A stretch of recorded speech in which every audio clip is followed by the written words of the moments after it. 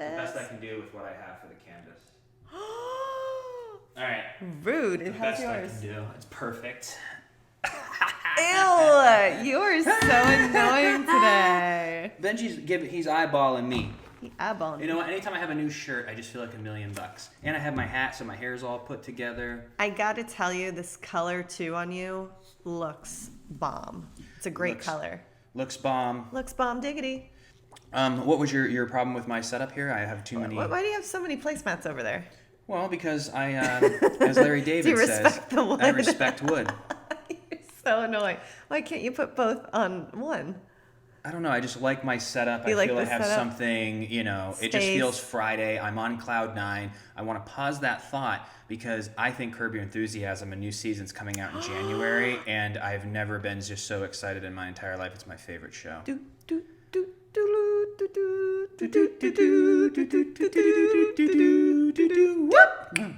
It honestly, I think, is one of the best shows ever created. Oh, it's amazing. The whole thing's improv. It is, right? Mm-hmm. They basically just do a, loose script, and then they just go in, and they have the most talented actors who can improv. I think everyone's comedians. A fan because it's different, and I would love to be on that set. That is, I'm obsessed with improv because I'm a huge believer in the actor is hired to bring their innate personality to the character. They bring the character to life. There are a handful of writers that are just brilliant and you want to do word for word. But I believe that most people can just let the actors act. We watch so many films. I'm like, this is a romantic comedy. Who cares? This whole scene is that they bump into each other and they like each other. So yes, you need the look. You need them. You need that. But why do you have to say the lines or have fake laughs? Let these actors bump into each other and do 4 or 5 takes where they just talk about whatever. And I feel, too, the most magical moments, even in those types of movies, we always look at each other and go, I bet you that was improv. Because it's just so good and so organic and funny, and you can feel it. And I love that. I love when actors can just live and play. Well, and I just think it depends on who is attached to the script when it comes to the writer. Mm-hmm. For me, I don't have... maybe because I don't define myself as a writer, maybe I just don't understand writing in the sense of the art of it, where I look at it as a system. When we write our movies, you are able to consume a bunch of movies. You're able to see how you develop the structure, how you have to introduce the characters. On page 70 is when something bad happens, and you'll notice that in every film. That's one thing for the writers. On page 70, that's when you find out the guy was lying and there was a bet going on the whole time. And then she goes and they do a montage of each of them. And then 5 minutes later, he does this grand gesture, she does this grand gesture. So page 70. So there's a structure to it. But for me, when I write it, I care about the same thing I love about podcasting and making our vlogs is what does the audience feel? Mm-hmm. And I care more about here is this script so you understand what I'm thinking. Mm-hmm. But if you have something funnier or better to say it. Absolutely. And I feel when we write, though, we will it's more based on the story, right? We're thinking about the story, the characters, the relationships, and we'll put the jokes in there. But like you said, we're not married to that. We're not writing it going, this is going to be the funniest joke anyone in the world's ever. I'm thinking about the whole grand picture here. I'm married to it being as funny as possible. Yes, and real. My ego is aside. And if the actors improv and write the whole movie with our structure and not one of my jokes make it, but it's the funniest movie of the year, great, I'll take it. So, but yeah, we gotta figure out, I think once the new year kind of wraps up, I really don't want to let Unplugged go. For those of you who are new, we wrote an ensemble comedy called Unplugged in 2018, and we've been pushing, trying to sell this and get it made, and then everything happened as well, which didn't help, but we're not using that as an excuse. So we're either going to sell this thing or we're going to be able to generate enough revenue, and we're just going to produce this thing ourselves, because I would love to release this on YouTube. It's where it's going. I'm not going to get into another rant. But, no more rants? Oh, no, there's Friday. many. This is Friday. I just put I guess you would call it an audition. I put an audition on tape this morning. We'll get into that in a second, but let me do the opening here. Welcome everyone to the Freddie and Alyssa Show. If you're new to the channel, please subscribe, like, comment, all that fun YouTube stuff.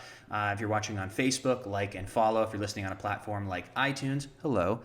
Leave a 5-star review if you think we deserve it. We've been putting out content now for over 3 years. We're having an absolute blast. And I want to give a quick shout out. We'll see if it's quick, if I can nail the names. I think you will. I got faith. We have 2 new members. We have S.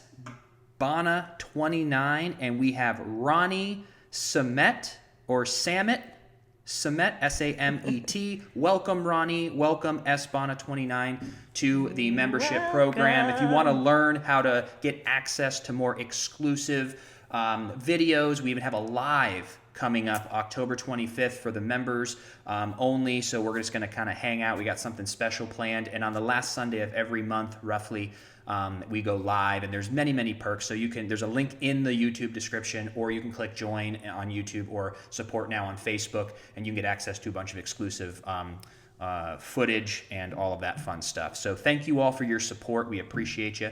And we have a sponsor today. We do. We have a sponsor today. It is Blinkist. Blinkist, and it's probably the most useful app that I have on my phone. Alyssa and I think if you've known us for even 30 minutes, you know we talk a lot about personal development. We talk about reading. Reading in 2014, when I picked up my first personal development book, it literally changed my life in so many different ways. I love that there are many books out there, and Blinkist has thousands of nonfiction books, including personal development.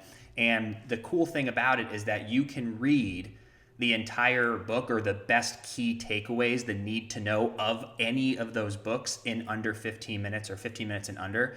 And I love that. This way, if you're busy, you can just read it. Or if you're like, you know what, I got a book that I want to read. Do I want to invest 3 hours? Why don't I go to Blinkist, read 15 minutes? If it hooks me, I'm ready to read the whole book. Boom! So it's awesome. And I have a book on my list, Can't Hurt Me, David Goggins. I've been dying to read that book. I love David Goggins. Stay hard. Stay hard. I love David Goggins. But yeah, no, Blinkist is awesome.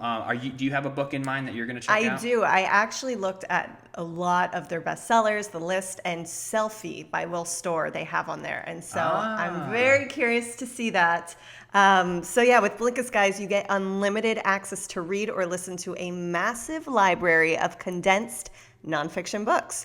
All the books you want, and all for one low price. And right now, for a limited time, Blinkist has a special offer just for our audience. Go to Blinkist.com/Freddie Alyssa, and you can try it free for 7 days and save 25% off your new subscription. That's Blinkist, spelled Blinkist.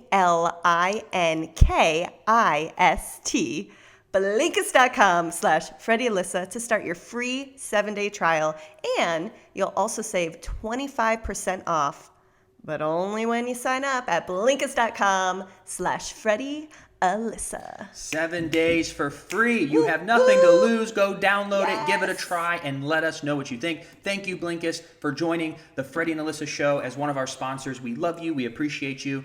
Now, back to May. Oh my gosh. Back to me. You've been a lot to handle today. Because you know why? When I have a big to-do list and I start knocking things off the list, I get excited. So I rolled out of bed today and I go, you know what? I got this audition to put on tape. I'm going to film the podcast. We're going to do something else with filming, and I'm going to do it later in the day. But then when you were getting ready, I go, you know what? The lighting is perfect. So I am going to knock this out now, because that was the thing stressing me out the most. Right. And now I can just hang out, and people listening and watching can probably feel my energy. They go, wow, you feel light? It's Friday, Florida Fred. It is, and I got all my work done. So I'm really excited. Well, very proud of you, because it turned out dope. It really did, and I had to go around different locations in the house. I was looking for the perfect lighting, but there's so many windows in this place, which is great. Yeah. But as the sun moves, the lighting in the room changes every 15 minutes. So I was running upstairs doing all this stuff, but that's done. So hot. I was sweating. Yeah, I had to redo a couple takes. I had sweat dripping in areas I didn't know existed on my body. Oh, no. So but it turned out great, and I'm very excited to see what happens. Yeah, me as well. Just never know. We have a lot of really just fun stuff. You know, we keep on focusing on the positive, just focus on being grateful. And, you know, we've been talking to a lot of family and friends, and, you know, this whole thing that we're dealing with as a world right now sometimes can bring you down.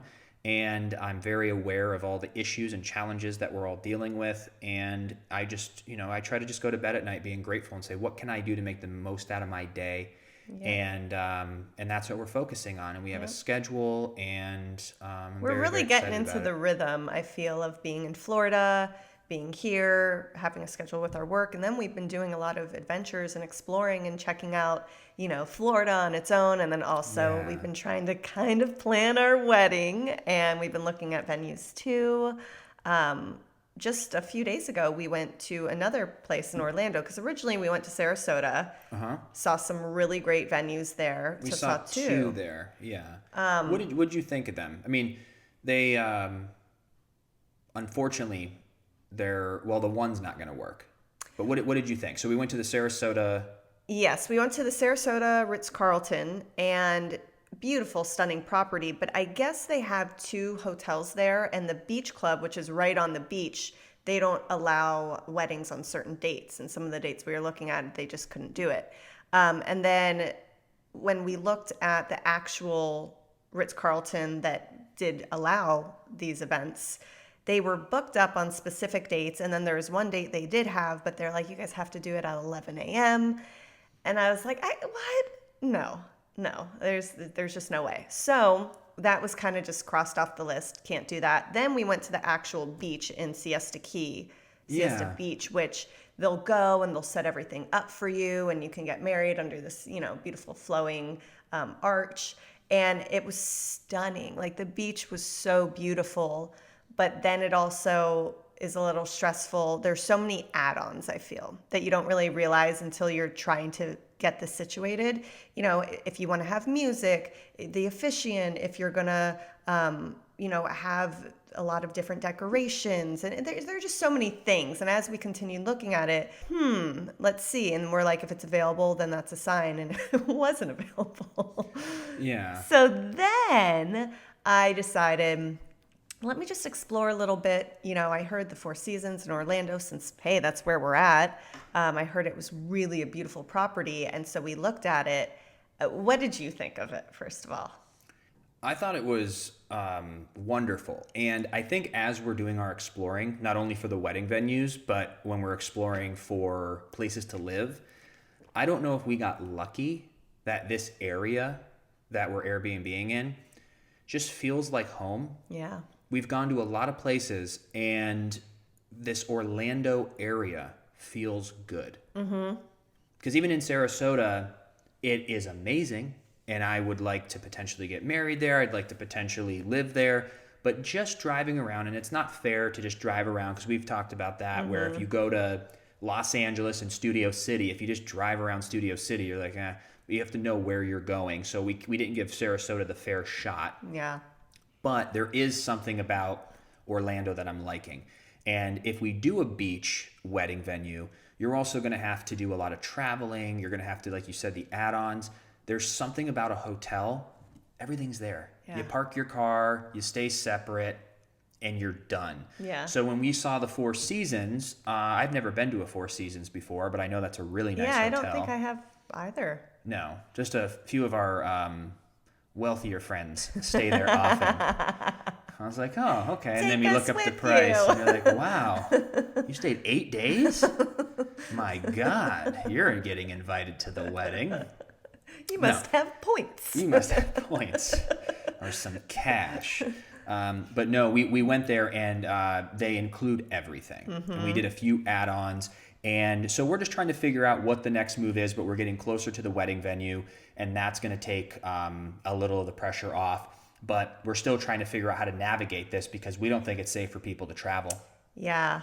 Well, there are a few things about the Four Seasons I really love. The first was the experience I got with all of their staff from the first phone call I made to see if they had certain dates available. They were just so above and beyond. And I feel like as we've been going through this process, we've really been exploring so many different venues. And with each one, I haven't really gotten that, I guess, customer service of, hey, it's your wedding day, anything you want, we'll make it happen. Wherever you want to get married, what time, we'll make it happen. With the Four Seasons, it's the first time I felt that people went like above and beyond. Everyone else was very kind and wonderful and accommodating, but they just take that extra step. I don't know what that is, but I loved it. Yeah, there's a little bit of a difference where when you work with people, and sometimes when you call an insurance company or you call any sort of business, accountant, real estate, no matter what it is, sometimes you feel like people are just kind of going through the motions and they could care less. Yeah. Then you feel with certain people that you go, you're working on commission. I can just tell you're going too above and beyond to make, you know what I mean? And then there's people who either still work on commission, but are just great at what they do. And like you said, with the Four Seasons, even the emails, the quickness, some of the other places you email and you're like, it's been 3 days. What do you think? I'm just going to sit around for 72 hours? Why are you texting me at 9:30 at night? One of them did. I was like, what? Let's go. So everyone at the Four Seasons, just the personality in the email, the whatever you want, we'll make it happen. There was no. You know, it's kind of like, hey, if we want a 3-tier cake or 2-tier, 1-tier, even though it's anything you want, we can make it 1 or 2. If you want it this location at this time. Even when we went to the pool, when we were exploring, and the staff member came up to us and she's like, oh, can I help you guys? We're like, oh, we're just exploring. We're thinking about, possibly getting married here. And she goes, oh, anywhere you guys want on this property, they'll make it happen, whatever you want. And I was just like, I just love that. Same thing. We went and ate on the 17th floor. And because we have to be outside because we're still panicky about being indoors, but we wanted the view as well. And the server, we were like, yeah, he's like, oh, do you want to put this on your room? And I said, we're just here looking at wedding venues and grabbing some food. He goes, come here, I got to show you something. And the server brought me over to the balcony and goes, see that grass over there? This is where people get married. There's these 2 huts where you can hang out and do all this stuff. Everyone was accommodating. So this place has a 10 stars with me right now. Yeah. We're really leaning towards it because it has just been so wonderful. And I like when people and businesses go above and beyond. Yes. There was that owner of the Houston Rockets. I forget his name. But he always said, he goes, I'm in the yes business. If you're in a hotel and it's 11:07 and you call down and say, hey, I'd like to get some breakfast, some bacon, eggs, and toast. And they go, I'm sorry, breakfast is done being served at 11. He goes, you got the eggs, crack them on the grill. The bacon you have for the club sandwich. He goes, just say yes. Yep. And that is how we treat our customers, how we treat our audience, how we treat everyone we interact with, from clients to business partners to colleagues to friends. I like going above and beyond. And I want people to say, you know what, when I interacted with them, even if it was a short time, they took the time, they cared, they connected with me, and they made something right if it wasn't right. Well, and also, too, especially when you're a paying customer, we have had so many situations in the past where we were paying customers and I did not care for the service or the way we were treated, whatever it might have been. But you're like, I'm paying you. Especially when it's a lot of money. Yeah. If it's a cup of coffee or it's a salad at lunch, I'm Sure. like, you know what? Fine. But if I'm paying $6,200 to have my furniture moved cross country, or if I'm paying you $1,000 a month for a service, Yeah. you better take care of me. Better That's be a the lot best of money. service. Yeah. So we're just learning a lot, but we look for who we want to, because on that day, I think your heightened stress is going to naturally be there, your heightened anxiety and excitement. Yeah. You can't have someone who's just running late, doesn't care, doesn't give us the good energy that we want. Yes. I want to be surrounded by everyone who's there, who's making sure this is perfect. Because if you're going to spend that kind of money on the wedding, Yeah. I want it perfect. That's not much to ask. If it was free, then you can get away with Sure. it. But if you're paying a premium price, I want premium service, and it looks like the Absolutely. Four Seasons are going to hook us up. So And we'll, that we'll was- lock that down soon if we go that route. Yeah, that was the biggest definitely like perk to it, as well as I was thinking, if we do all of this stuff kind of on our own, like if we did the beach and they had everything set up, but then we did our own add-ons and then we're trying to get there and then we have one car. So at one point I was like, well, I'd have to drive and blindfold you so you can't see me as a bride. Like there was, Or you could blindfold me and just I would drive and you would tell me where to turn. I don't want to play that game. You don't want to on our wedding day? No. Oh, come on. That'd be fun. It'd be like a little bachelorette party in the car, you know? Oh my gosh, no thank you. But there were just so many things. So doing it, like you said, at a hotel where they handle it all we have to do is show up, say our vows. Are you going to write your vows? I'm going to have a kind of how I did for my Emmy speech. Oh my gosh. Guys, he is on one today. For those listening, I looked into the camera. You had one audition. I'm back. For the Emmy speech, I didn't want to read, but I was, just in case I happened to be so elated Frazzled, that yeah. that I lost all my train of thought. I didn't want to be up there because I've seen people who give speeches and go, oh my god, Yeah. my agent and Corey, and oh my god, I can't believe I'm not the cast and Amber, just the way that she am I forgetting anybody? If I am, and it's like. Yeah, it's like a mess. So I said, if I happen to blank, because I've watched many people do it, I don't want to be that person. Let me just bring something. So I brought, and I just made bullet points. So if I got lost, and I think I did at Miami speech where I looked down, but then I knew. You delivered. But if I lost my spot, I'd rather look down and make it a great speech than to do that. So I think for our wedding, I'm going to just speak from my heart on the day. Really? Yeah, I'm not going to write You're anything. an improv guy. You love that. Well, and that's kind of, easy. I just say how I feel. It's not like... Oh. So that'll be, but I'm definitely going to have something. So if I do happen to blank, I don't think I would. But if I do, I'll just reach in my pocket and go, oh, yeah, I love you. You're my best friend. And I'm excited for and I'm excited to spend my future with you. Can we take that again? I don't know if you know this, sir, but I'm an actor. So I'm kind of used to doing a couple takes, but I worked on a soap opera, Days of Our Lives. Have you ever heard of that before? Anyway, I worked on this soap opera. We do one take, but maybe a little rusty because it's been months. But anyway, let's do this again. I love you. You're my best friend.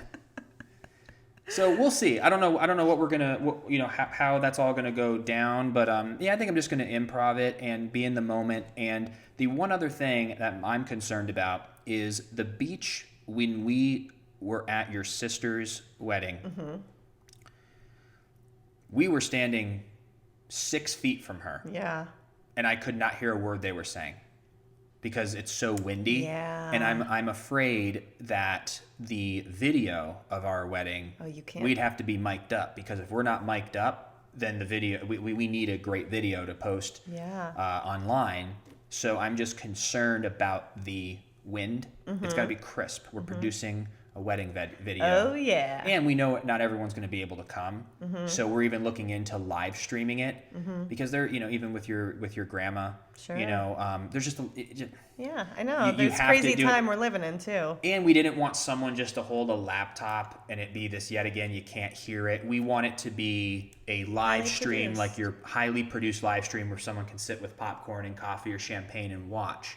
And we also don't know how long everything is going to go on, so we didn't really want that to deter us from choosing, say a date that we wanted, because even if we waited, 2 years, who knows what the world's going to be like. It just can't happen. It's got to happen now. Yeah. So we're looking into how to do it safely, and honestly, eloping's on the table. I know. Just because everything just seems a little, because you're hearing stories about weddings. I know people are, you could social distance.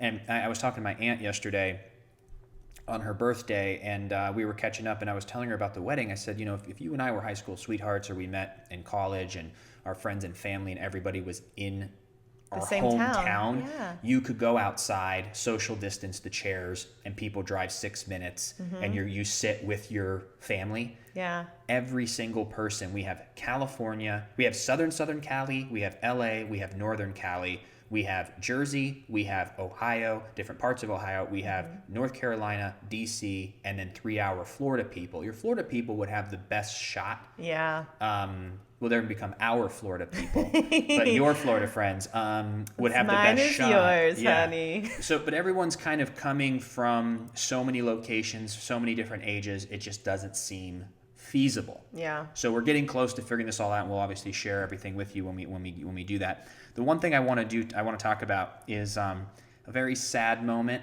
but a very, very heartwarming moment of our son Benjamin. This is when we went to the Four Seasons. What happened? Please tell us. Well, when we went to the Ritz in Sarasota to check out that hotel, we traveled with Benji. He comes everywhere with us, but because we've been locked down, I think in the past 8 months, we've only left him once. Mm-hmm. But sometimes when you're trying to just, relax and enjoy, you have to also pay attention to Benji. He's such a good boy. Mm-hmm. But every now and then he'll want out of his bag, or you walk him, or you can't bring him into a restaurant. And especially with the heat too, he gets really hot and he wants out of the bag because it'll get hot here. So he's sweating. And so we're like, you got to stay in your bag. But then he's hot. Then you try and feed him water. Excuse me. I think you need a little water. Pardon me. You're like, we feed him water. First of all, we don't feed him water. But no, I know what you mean. But no, honestly, Benji, we love you. He is the best boy. He has been to 200 cities with us. And even really quick before you get into it, when he saw we were sitting down, he was scratching to get on my lap. He doesn't want to go in his bed. He's like that attached. He's so attached. But we go, you know what? We have to get, he can't just always come with us. We need to be able to have a little parent time alone. What do parents say? Adult time? Mommy parent and time? daddy time? Mommy and daddy time. So we put up our little Nest camera and we left him. And we gave him a plate of chicken. And I was watching, you were driving, I was watching on our app. And I said, let's see what he does. And he ate his chicken. And then he kind of looked around and was kind of curious and started walking around slowly. And then his pace picked up. So he went around the house, and as soon as he realized we were actually gone, he panicked. And he started barking a little bit, and that was just normal. We're like, he'll lay down. And then he did something I have never heard him do. He went to the door, put up his chin, and howled like a wolf. He went, "Ooh." Never heard him do that. He kept doing that, and it was so bad. After 15 minutes, we're like, we have to turn around. So we turned around, we came back. He was so happy. Well, but what's crazy is when we turned around, because we were panicking, because he normally will stop when we're watching him on the camera after 5 minutes? Oh, even when he's quicker. Used to it. Yeah. But we had never heard the howl before, and he just kept doing it and crying and yapping, and we're like, oh gosh. So I turn around because I was driving. And this is like a gated community that we're staying in. And for some reason, I've never seen more than one car in the gated community side and the guest side. And for some reason, there were 6 cars ahead of us. And then I looked to the other side that's like, I guess for residents, we don't have a clicker, so we can't go in that way. And there were 3 cars. And so we were sitting there looking at each other. We're listening to him howling and crying. And he was so upset. And I looked at the GPS. I'm like, shoot, we're a mile away. So even right now, if like one of us were to run all the way home just to get him, it's like, we're we sweating and then going to this wedding venue. So as a little mama bear, I said, you know what? I can't wait. I'm not doing this. And so I pulled over to the guest side and I watched, or to the resident side, and I saw that like a landscaping truck had pulled over and they wait for residents to come in and then they just kind of snake behind. So I went that way and I waited and it opened. I was like, yes. And you snuck in, we rushed home, and I Googled what it meant because we have never in 12 years, or I've known him for 10, I've never heard him howl. I mean, an actual wolf. He was howling. And if you Google that, it says that a howl is a sad, mourningful noise that could be a form of crying. So he wasn't even like scared. He was sad and he was crying. Us. And the Nest didn't record it, and I don't know. I wouldn't really want to rewatch. It was bad. Sad. We were stuck in traffic. We were gone for 15 minutes, and he didn't like relax. He never stopped. He was up and down the couch and just like, ooh, like he was crying. And then when we came back, he like fell on the floor and was like crying happiness. Like he gets so happy, and I came in first, and then he like couldn't relax because he was waiting for you, and then you came in, and then he saw you and he started freaking out. And I guess the moral of the story is we can't leave him alone. I know. Unfortunately. Well, and honestly, he's great. And most places are dog friendly, and we don't really go that many places anyway. Yeah. So, but that was our adventure. We have our Sarasota trip. that we documented that we're releasing on Sunday. Yeah. So you can set a reminder for that. Or I didn't set a reminder on YouTube for that. But anyway, it's coming out Sunday, 3 p.m. Eastern. We did a little vlog in Sarasota, Florida.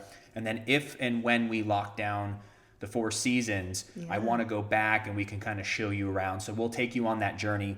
But we're going to hop off. We're wishing you a wonderful, wonderful weekend. Thank you for spending your Friday with us. If you're catching this on the weekend, we hope your weekend's going well. And Sunday, we've got the vlog coming. And then for the members, or if you want to become a member to check out our live and give it a try, that's also on Sunday. And then our next episode will be Wednesday of next week. So we love you all. We appreciate you all. And we'll talk to you soon. Yeah.